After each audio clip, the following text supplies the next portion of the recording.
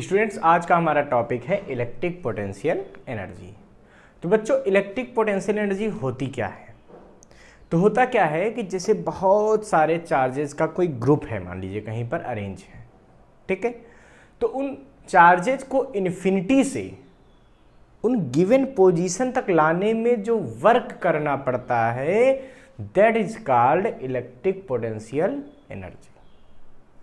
ठीक है, मीन्स हम कह सकते हैं electric potential energy of a system of charges is defined as the amount of work done to bring charges from infinity to their respective positions. Infinity से उनकी उस रिस्पेक्टिव पोजीशन तक लाने में जो वर्क करना पड़ता है उसको हम लोग कहते हैं इलेक्ट्रिक पोटेंशियल एनर्जी। इसका मतलब क्या है कि अगर हम मान लीजिए कि यहाँ पे पहले दो चार्जेस की बात करें, तो जैसे अगर एक ये चार्ज है, मान लीजिए ये प्लस क्यू चार्ज है, हम ऐसा सपोज कर लेते हैं, ठीक है, और दूसरा हम Q2 चार्ज यहाँ पर प्लस वाला लाने की कोशिश करते हैं, यहाँ रखने की कोशिश करते हैं, तो क्या होगा? ये Q1 चार्ज इसके आने का अपोज करेगा। क्यों? क्योंकि ये भी पॉजिटिव, ये भी पॉजिटिव, ये इसको क्या करेगा? रिपेल करेगा, ये इसको भी रिपेल करेगा, बट इसको तुमने फिक्स कर रखा है, इसलिए इस पर लगने वाले फोर्स की चर्चा करने से कोई फायदा नहीं, क्योंकि तो फिक्स है।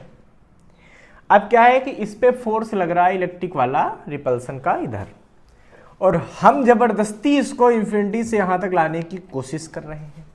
तो जब लाएंगे तो क्या करना पड़ेगा? हमको इस फोर्स के अगेंस्ट एक फोर्स लगाना पड़ेगा, मतलब हमें कोई एनर्जी देनी पड़ेगी, कोई वर्क करना पड़ेगा। ये जो वर्क होगा भाई अपने आप तो ये आएगा नहीं, ये प्लस ये इसको रिपेल कर रहा, दूर भगा रहा, तो इसको जबरदस्ती पकड़ के ऐसे लाएंगे, आ जाओ। जो जबरदस्ती पकड़ के लाते हैं ना, तो उसमें जो वर्क होता है वो वर्क ही पोटेंशियल एनर्जी के फॉर्म में स्टोर हो जाता है। अब मान लीजिए एक चार्ज आप यहां से उठा के इन्फिनिटी से यहां तक ले आए, सपोज करो, ठीक है।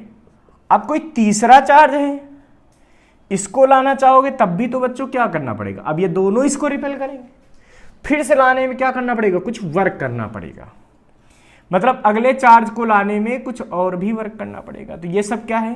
पोटेंशियल एनर्जी है। मतलब पहले चार्ज को रखने में तो कोई दिक्कत नहीं थी, लेकिन जब दूसरे को लेकर आए तो पहले ने उस पर जो अपना फोर्स लगाया इलेक्ट्रोस्टैटिक, उसके अपोजिट में जो हमको वर्क करना पड़ा वो उसकी क्या हो गई? पोटेंशियल एनर्जी हो गई।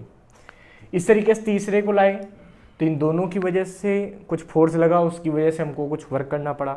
अब हम चौथा लाएं, तो इस तरीके से जितने भी चार्ज लाएंगे सबको लाने में क्या करना पड़ेगा? कुछ ना कुछ वर्क करना पड़ेगा, और इस सभी वर्क का जो सम आएगा, टोटल अमाउंट ऑफ वर्क होगा, वो क्या हो जाएगा? इलेक्ट्रोस्टैटिक पोटेंशियल एनर्जी हो जाएगी। अब ये भी हो सकता है कि कभी वर्क हमको करना न पड़े, हमको रिसीव हो जाए। अभी कोई यहाँ पे माइनस चार्ज मिल जाए तो क्या होगा? यहां आना चाहेगा तो ये लोग तो खुद ही खींच लेंगे, भाई साहब आइए, तो हमको वर्क करना नहीं पड़ेगा, हमको वर्क रिसीव हो जाएगा। तो उसको भी हम उसी हिसाब से कंसिडर करेंगे, ठीक है, कि ये वर्क पॉजिटिव होगा, कोई वर्क हमारी वजह से निगेटिव होगा, वो कंसिडर करते हुए हम पूरी कैलकुलेशन करेंगे। तो ये होता है इलेक्ट्रिक पोटेंशियल एनर्जी। सबसे पहले तो हमको दो चार्जेज के बीच क्या पोटेंशियल एनर्जी होती है इसका फार्मूला पढ़ना चाहिए, फिर हम ग्रुप ऑफ चार्जेज का फार्मूला इजीली पढ़ सकते हैं। तो चलिए बात करते हैं कि electric potential energy between two charges, ठीक है, पोटेंशियल एनर्जी। तो अब बात होगी electric potential energy of a system of 2 point charge. 2 point charge के सिस्टम के लिए हम लोग यहाँ पे पोटेंशियल एनर्जी फाइंड करेंगे। तो बच्चों, इस सिचुएशन के लिए हम मान लेते हैं कि कोई Q1 चार्ज पहले से O पोजीशन पे था और ये फिक्स था, ठीक है। हम किसी दूसरे Q2 चार्ज को लेकर आ रहे हैं, कहां से ला रहे हैं? इन्फिनिटी से, ठीक है। और इस Q2 चार्ज को फाइनली हमको इस पोजीशन पे रखना है। कहां रखना है? P पोजीशन पे। तो सीधी सी बात है, इन्फिनिटी से P पॉइंट तक जब Q2 को हम लेकर आएंगे तो जो वर्क करना पड़ेगा वो वर्क ही पोटेंशियल एनर्जी के फॉर्म में कंजर्व हो जाएगा। तो हमें इस Q2 को इन्फिनिटी से यहां तक लाने में वर्क निकालना पड़ेगा। इसके लिए हम मान लेते हैं कि ये Q2 चार्ज पहले तो x डिस्टेंस पर है। अभी मतलब ये Q2 हमने P पे नहीं माना, हमने माना ये कहाँ x पे है। वहां से लेकर P तक लाने में वर्क निकालेंगे, ठीक है। फिर इन्फिनिटी से उसको क्या करेंगे, इंटीग्रेट करके इन्फिनिटी से P तक लाने में वर्क निकाल देंगे। तो पहला काम क्या होगा कि Q2 को dx डिस्प्लेसमेंट के लिए वर्क निकालेंगे, फिर इन्फिनिटी से P तक लाने में जो वर्क चाहिए वो इंटीग्रेट कर लेंगे। बच्चों जबकि P तो O पॉइंट से R डिस्टेंस पर ही, ठीक है, P पॉइंट तो O से R डिस्टेंस पे है, जबकि चार्ज को अभी हमने कहाँ माना है, x डिस्टेंस पर, और मान लेते हैं यहाँ पे ये किसी पॉइंट A पर प्रेजेंट है, ठीक है। तो क्या होगा, तो Q2 पर A पॉइंट पे लगने वाला force at Q2 at point A point पे कितना फोर्स लगेगा सोचिए। तो ये फोर्स किसकी वजह से लगेगा, Q1 की वजह से लगेगा, coulombs law, K Q1 Q2 अपान डिस्टेंस का स्क्वायर, ये डिस्टेंस कितनी है x का स्क्वायर। जबकि आपको पता है K की वैल्यू क्या होती है, ये होती है 1/4πε0। रिक्वायरमेंट पढ़ने पर ये वैल्यू हम पुट कर लेंगे। अब बच्चों इस A पॉइंट से बिल्कुल नियरेस्ट दूसरा कोई B पॉइंट मान लेते हैं जो कि इससे कितनी डिस्टेंस पर है, dx डिस्टेंस पर है।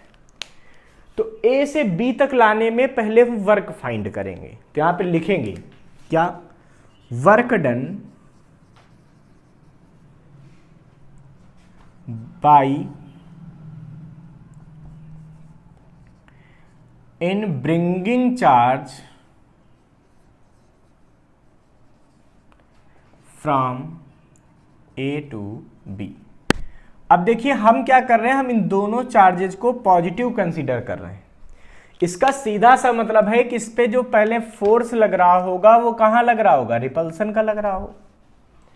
अब जब हम इसको फोर्स के अगेंस्ट लेकर आएंगे तो क्या होगा, वर्क निगेटिव हो जाएगा। क्यों, क्योंकि फोर्स और डिस्प्लेसमेंट दोनों एक दूसरे से 180 डिग्री पर हो जाएंगे। भाई फोर्स इधर लग रहा, डिस्प्लेसमेंट इधर हो रहा, कितना एंगल, 180 डिग्री। कितना एंगल, 180 डिग्री।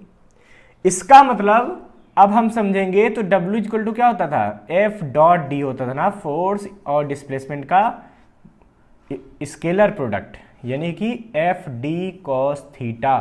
तो थीटा जब 180 हो जाएगा तो cos 180 की वैल्यू -1 होने की वजह से ये माइनस का FD हो जाएगा।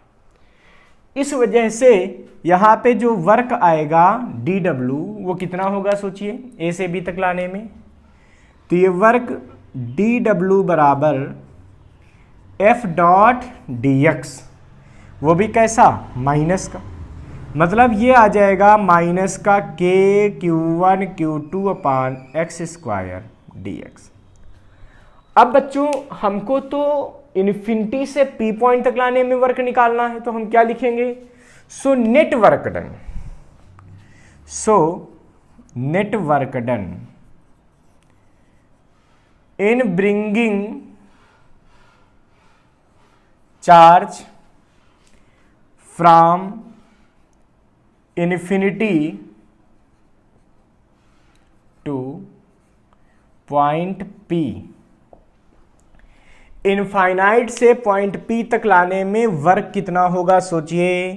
तो इसको क्या करेंगे, इंटीग्रेट कर देंगे, कहां से कहां तक, इन्फिनिटी से R माइनस KQ Q2 अपान x स्क्वायर dx।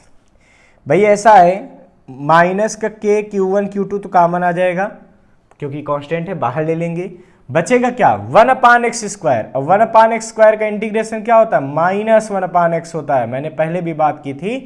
तो यहां से ये आ जाएगा। अब देखिए इसकी लिमिट लगा देंगे, लोअर लिमिट और अपर लिमिट। अब इसको जब हम सॉल्व करेंगे तो बच्चों हमें क्या मिलेगा, जरा देख लेते हैं। तो ये वर्क मिल जाएगा W is equal to -K Q1 Q2 upper limit -1 upon R, minus lower limit, तो माइनस में प्लस हो जाएगा 1/∞, बट 1/∞ की वैल्यू शून्य होती है, 0 होती है, इस वजह से इसको छोड़ देंगे। So work is equal to minus minus plus KQ1Q2/R।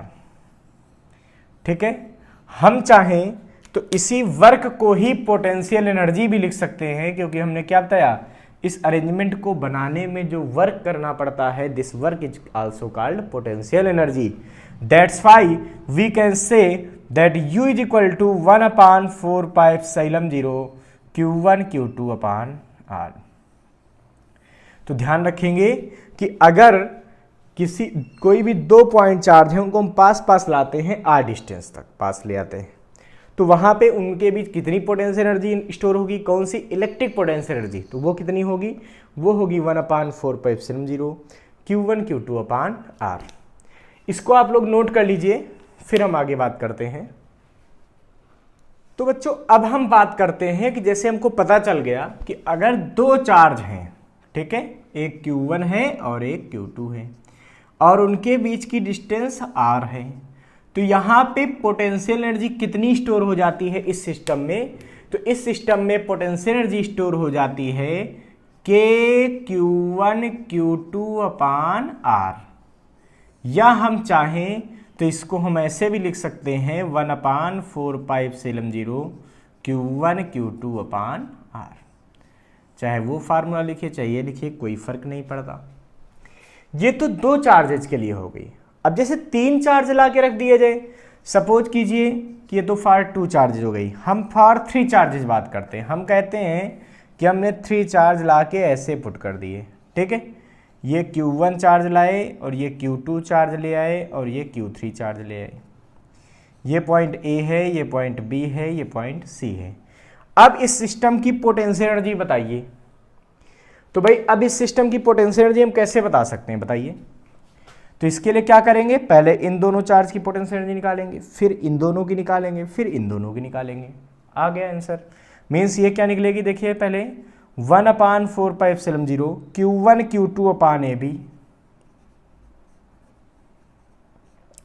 Plus इसमें क्या करेंगे बेटा, देखिए वही 1/4πε0 Q2Q3/BC प्लस ये वाला करेंगे इसमें, तो क्या आएगा ये 1/4πε0 Q1Q3/CA।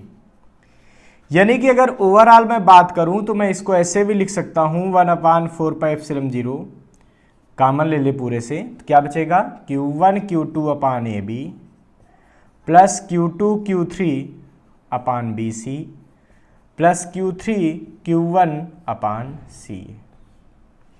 तो आप इस पोटेंशियल एनर्जी के फार्मूले को इस तरीके से भी अरेंज कर सकते हैं। ये हो गया कि जब 3 चार्ज एक दूसरे के पास लाए जाए तो पोटेंशियल एनर्जी क्या होगी। अब सोचिए अगर मैं कहूं कि नहीं भाई हमको तो 4 चार्ज लेकर आते हैं पास में, बिल्कुल 4 चार्जेस का कॉम्बिनेशन करना, अब क्या होगा। तो 4 चार्जेस के लिए हम कैसे देखेंगे, जैसे हमने ये सपोज कर लिया एक स्क्वायर या जो भी है, कोई भी शेप हो सकता है, ऐसा कुछ नहीं है, क्वाड्रिलेटरल है, ABCD, ठीक है। यहाँ पे चार्ज है Q1, यहाँ पे चार्ज है Q2, यहाँ पे चार्ज है Q3 और यहाँ पे चार्ज है Q4, ठीक है। हमको इन चार्जेस को अरेंज करने में जो पोटेंशियल एनर्जी स्टोर हुई है उसको निकालना है। तो यहाँ पे इलेक्ट्रोस्टैटिक पोटेंशियल एनर्जी कितनी होगी इस सिस्टम के लिए, सोचिए। तो इस सिस्टम के लिए जब इलेक्ट्रोस्टैटिक पोटेंशियल एनर्जी निकालेंगे तो देखिए 1/4πε0 कॉमन ले लेंगे, ठीक है। ये तो सब में आना है, जैसे यहाँ आया था कॉमन, और करेंगे क्या, Q1Q2/AB plus Q2Q3/BC plus Q3Q4/CD plus Q4Q1/DA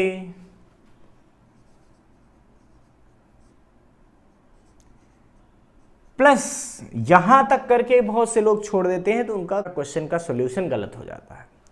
अब प्लस क्या करना है, ये इंटू ये अपान ये डिस्टेंस, फिर ये इंटू ये अपान ये डिस्टेंस। क्यों? क्योंकि सब एक दूसरे के लिए रोल प्ले करेंगे। तो यहां से ये मतलब ये आ जाएगा Q4 Q2 अपान BD, ठीक है, और प्लस ये इंटू ये मतलब Q3 Q1 अपान AC।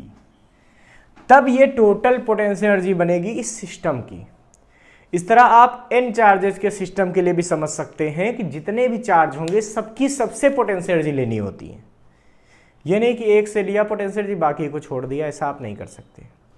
जैसे कई लोग इसमें मिस्टेक करते हैं कि ये पोटेंशियल एनर्जी ये बस, तो उनका आंसर गलत हो जाता है क्योंकि ये भी लेना पड़ेगा।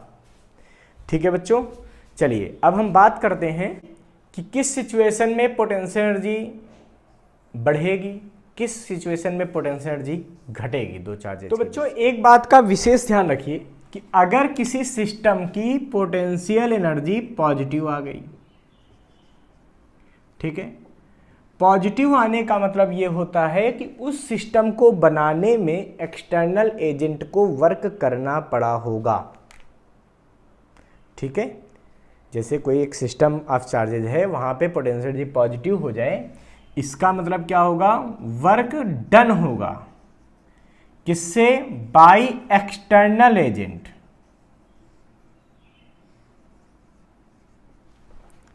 और अगर पोटेंशियल एनर्जी की वैल्यू निगेटिव हो गई है तो इसका मतलब होता है कि वर्क रिसीव होगा।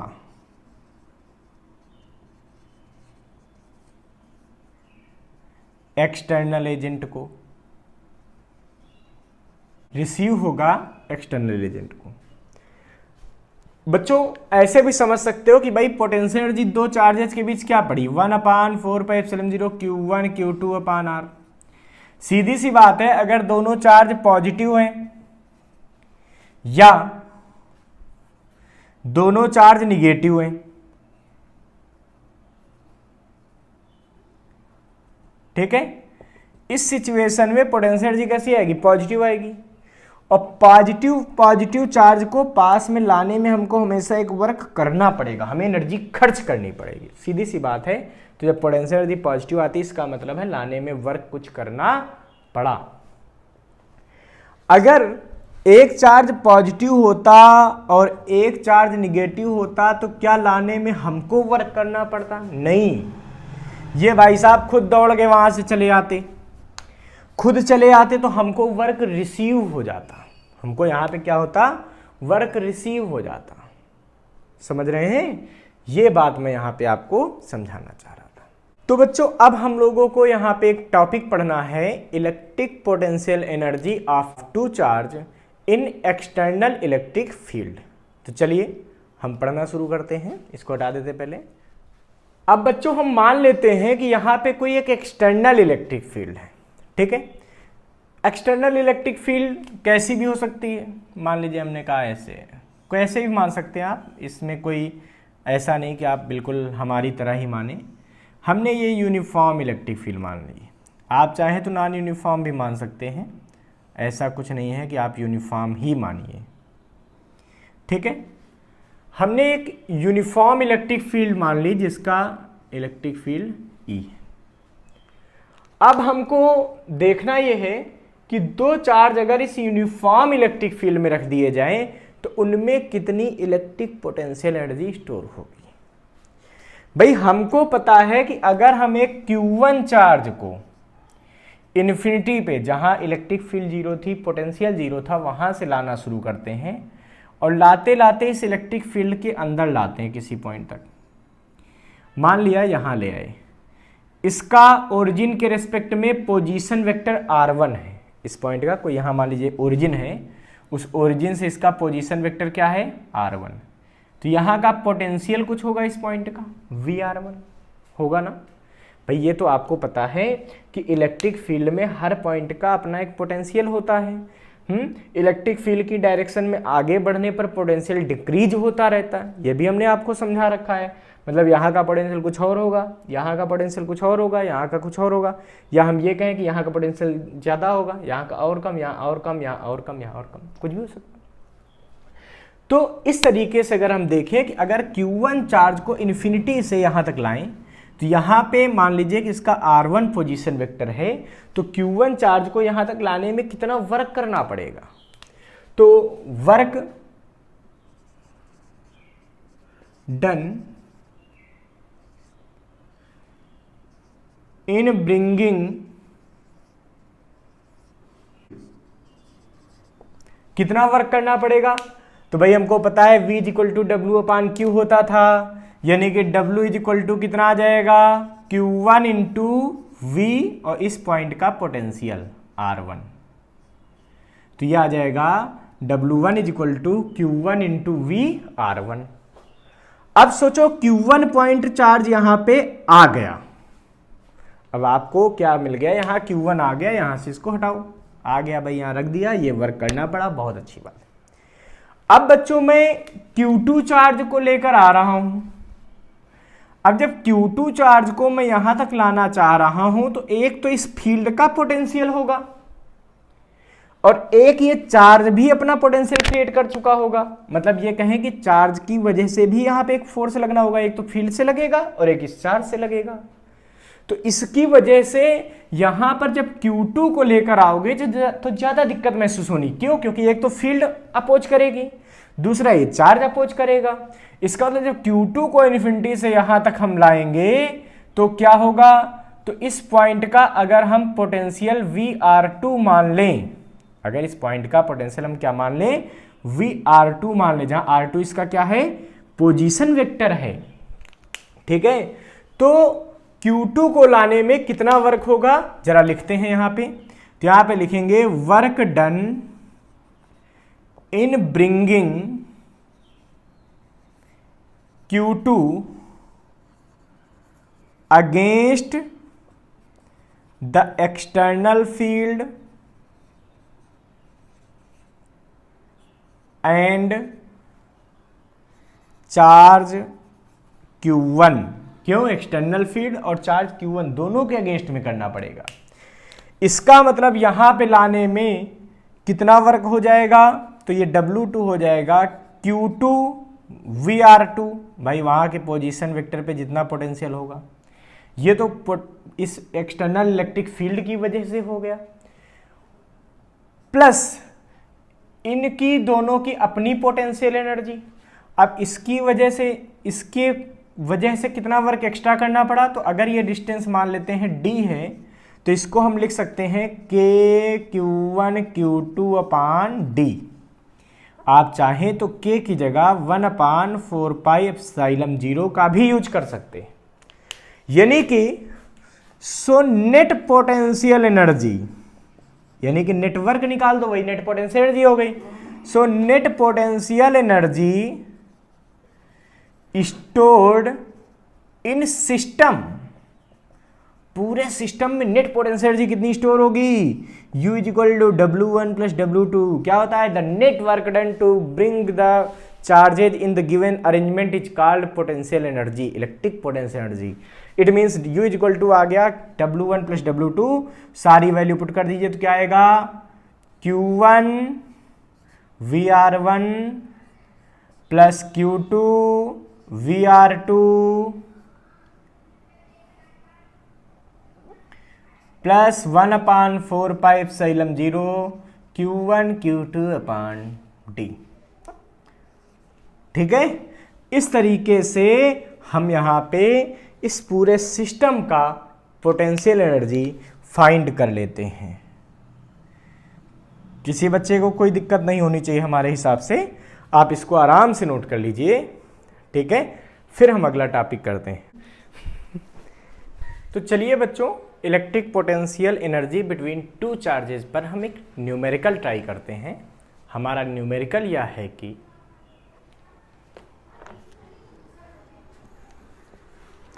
three charges -q, q and -q are placed at equal distances on a straight line.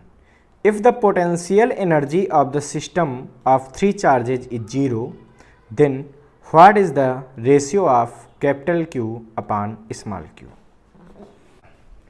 तो बच्चों हमसे कहा जा रहा है कि तीन चार्ज हैं, एक माइनस क्यू है, एक प्लस क्यू है और एक माइनस क्यू है, are separated at equal distance. ये तीनों क्या है, इक्वल डिस्टेंस पे रखे हैं।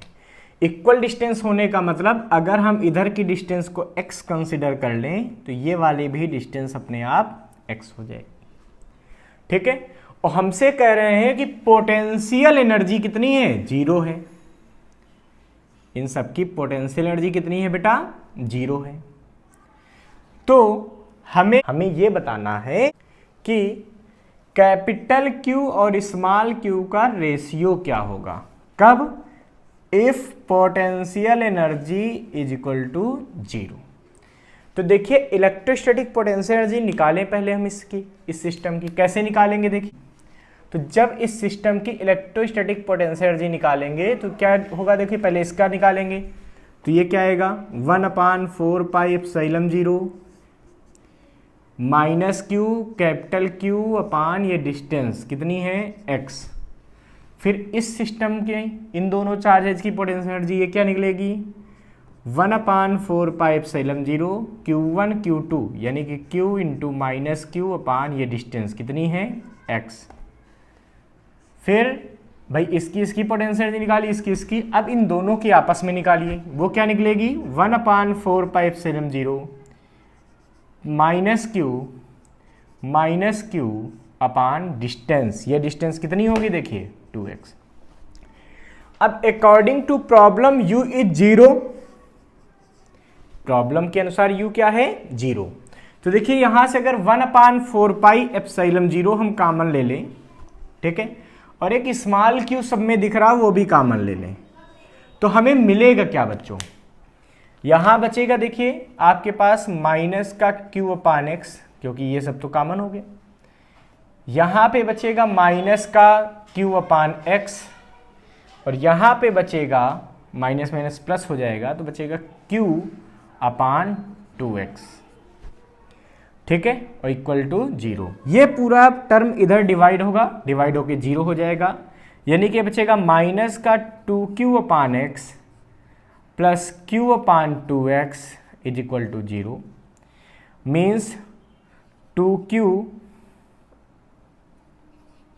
अपान x माइनस का बराबर, इसको उधर ले जाओ तो माइनस का q अपान 2x, ठीक है, माइनस का q upon 2x, minus minus plus x cancel, तो यानी कि कैपिटल Q अपान स्मॉल q कितना आ गया देखिए 1:4। So the ratio of capital Q and small q is 1:4। इस क्वेश्चन को आप नोट कर लीजिए। अब बच्चों एक क्वेश्चन और हमारे पास आता है कि अगर दो इक्वल चार्ज हैं, मतलब मान लीजिए दोनों Q हैं, ठीक है, are placed at some distance, वो एक दूसरे से कुछ डिस्टेंस पर हैं, हमने कहा a डिस्टेंस पर हैं, then potential difference between them is u। तो इस सिचुएशन में पोटेंशियल एनर्जी, ठीक है, जब दो प्लस क्यू चार्ज रखे हुए a डिस्टेंस पर, तो उस समय इलेक्ट्रिक पोटेंशियल एनर्जी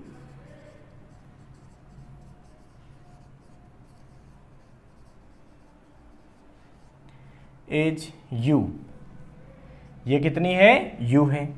तो हमसे कहा जा रहा है कि अगर तीसरा प्लस क्यू चार्ज, ठीक है, जैसे ये प्लस क्यू और ये प्लस क्यू a डिस्टेंस पर रखे हुए हैं, और अगर तीसरा प्लस क्यू चार्ज यहां कहीं पर रख दिया जाए इस तरह से कि वो इन दोनों से a डिस्टेंस पर हो, ऐसे, ठीक है, तो अब वर्क डन कितना करना पड़ेगा इस प्लस क्यू चार्ज को लाने में, ठीक है। तो हमें बताना है कि work done in bringing third charge.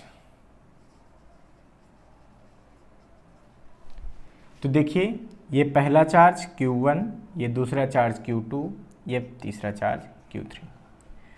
आपको ये तो पता है कि इनिशियल सिचुएशन में पोटेंशियल एनर्जी U थी, मतलब अगर U का फार्मूला में लिखना चाहता तो क्या आता, 1/4πε0 Q1 Q2 Q into Q यानी कि Q square upon distance A। इस सिचुएशन में पोटेंशियल एनर्जी इसकी क्या रही होगी, सोचिए। Final potential energy, final potential energy ये होगी U dash is equal to, तो क्या होगी 1/4πε0 कॉमन आ जाएगा, Q1 Q2 अपान ए, तो यहाँ Q स्क्वायर अपान ए, यहाँ से भी Q स्क्वायर अपान ए, यहाँ से भी Q square upon a, means Q square upon a plus Q square upon a plus Q square upon a. इसका मतलब अब U डैश की वैल्यू आ जाएगी 1/4πε0 3Q स्क्वायर अपान ए। ठीक है, सो वर्क डन, तो वर्क डन इस सिचुएशन में क्या होगा, work done is equal to हो जाएगा चेंज इन पोटेंशियल एनर्जी, जो पोटेंशियल एनर्जी चेंज करना पड़ा होगा वही वर्क डन बन जाएगा। इसका मतलब ये हो जाएगा बच्चों हमारे पास 1/4πε0 चेंज कैसे निकलेगा भाई, final energy minus initial energy कर दो, क्योंकि फाइनल वाली ज़्यादा है। इसका मतलब वर्क हमको करना पड़ा होगा, एनर्जी इंक्रीज हो गई। अभी अगर डिक्रीज हो रही होती तो वर्क रिसीव हो जाता, सिंपल। तो ये क्या आ जाएगा, U डैश माइनस U, मतलब यहाँ से देखो तो इसको मैं क्या 3U भी लिख सकता था क्या, देखिए इससे अगर देखें कंपेयर करके तो ये क्या आएगा 3U आ जाएगा, यानी क्या आ जाएगा 3U माइनस U, सीधा सीधा, इसकी कोई ज़रूरत नहीं, यानी कि नेट आंसर आ जाएगा 2U। So the work done in bringing third charge is U। इस क्वेश्चन को ऐसे भी देते हैं कि अगर एक चार्ज रखा हुआ है, दूसरा प्लस Q चार्ज लाने में U वर्क होता है, तो तीसरा प्लस Q चार्ज लाने में कितना वर्क होगा इस सिचुएशन के हिसाब से, तो भी बच्चों हम यहाँ पे 2U आंसर फाइंड कर लेंगे।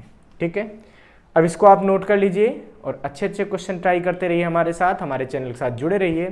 Thank you.